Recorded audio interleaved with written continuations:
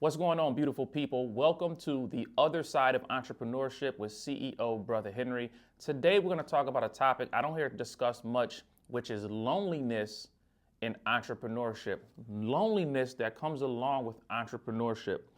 And entrepreneurship gets lonely because growth, your personal growth over time, it changes your relationship as far as time, responsibility, people. But the thing I want you to learn from this conversation is that loneliness is not necessarily a curse. Y'all ready?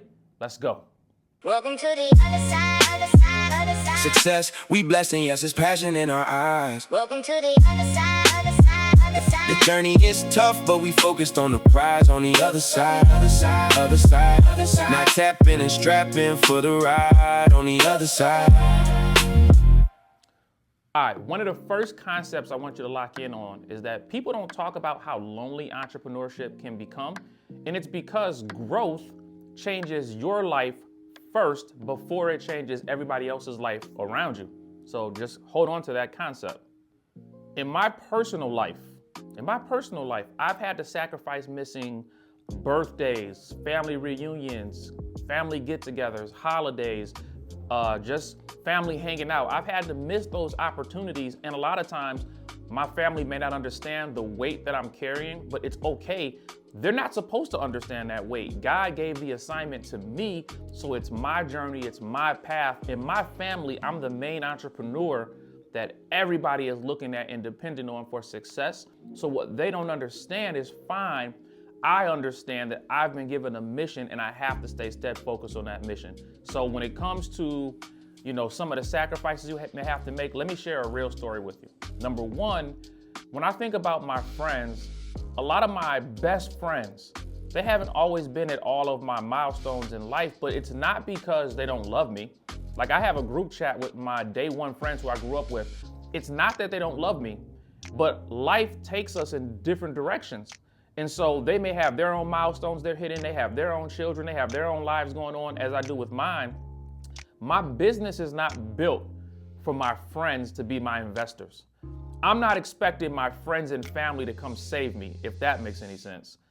I went into business and I'm getting my voice out there so that as the people who are meant to be a part of my tribe hear my voice, my story, my testimony, those people will become those who invest in my business, will become those who become customers, who become clients, who become subscribers to my channel, who go to the website. Those are the people I'm talking to, not necessarily my friends. My friends support me in a different way. But you gotta understand, you're gonna miss a lot of things if you're serious about your craft, because it takes time to grow a business, just like it takes time to raise a child or do anything of value. Now, I said that there's a blessing in the loneliness that entrepreneurship produces. Let me tell you about some of the beautiful blessings that entrepreneurship produces. One, the loneliness builds discipline, because you gotta stay disciplined on that path. Otherwise, you're gonna find yourself quitting and going back. And then those same friends that you made sacrifices not to be with, they're gonna ask you about whatever you said you were gonna do and why you're not doing it. Also, the pressure that you come under in entrepreneurship, although at the time it may suck, I'm not gonna tell you it doesn't, but it does build character, because it tests to see, are you really about what you say you're about? Also, your solitude, being that loneliness, it sharpens your vision, because when there's no more distractions around you, you gotta lock in on whatever you said you were locking into. And once it's on you, there ain't no distractions. There's nobody else to blame it on. It's just your shoulders. You carry the W or you carry the L, either way. And then success eventually aligns people with you. So the people, the tribe, those who believe in you, they may just not know that you exist yet, but that's why you keep grinding. That's why you stay steadfast, because your tribe is coming as long as you stay consistent. This is my 8th year owning and operating a private school, K through 12, and so many blessings have come, but I've met bigger and bigger and bigger opportunities and people and relationships, and been at different tables and been in different rooms. The more I've stayed consistent, the more my alignment has aligned up with the things that I actually want and need in life. I want you, if nothing else, to get from this message that sometimes God will isolate you before he elevates you. Oh, that's a bar.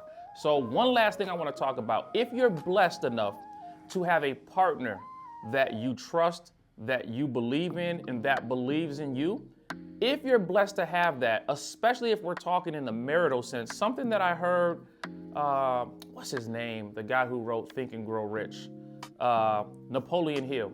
Something I heard Napoleon Hill say when it comes to like the husband-wife mastermind. Napoleon Hill said that the husband-wife mastermind is actually the strongest mastermind you can form, and that a husband-wife mastermind can achieve together more together in 1 year than they could achieve by themselves in 7 years.